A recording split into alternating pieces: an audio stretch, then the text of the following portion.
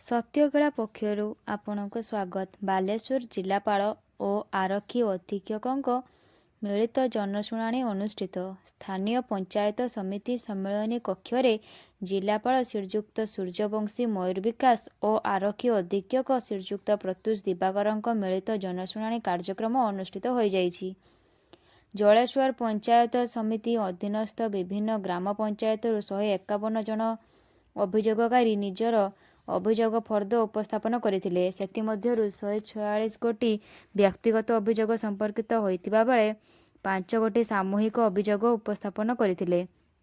ଏହି ମିଳିତ ଜନଶୁଣାଣି କାର୍ଯ୍ୟକ୍ରମରେ 18 ଗୋଟି ଅଭିଯୋଗର ତତ୍କାଳ ସମାଧାନ କରାଯାଇଥିଲା।